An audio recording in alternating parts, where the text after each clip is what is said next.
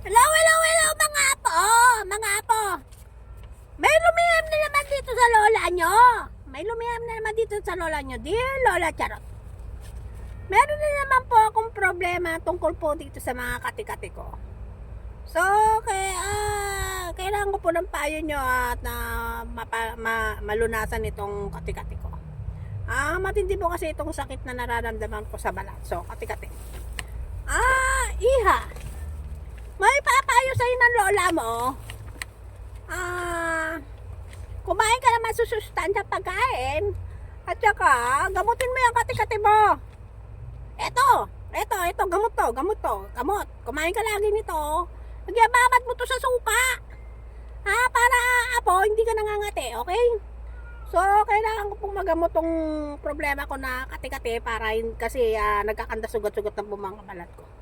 So, mag-iingat ka kasi bata ka pa. Alagaan mo ang kutis mo. So, yun lang may papayo ko sa'yo. Lagi kang kumain ng mga pipino, yung kagaya nito, oh. Kasi gamot to sa mga sakit-sakit, okay? Sana matulungan ka ng lola mo, okay? Thank you so much. I love you all. God bless you.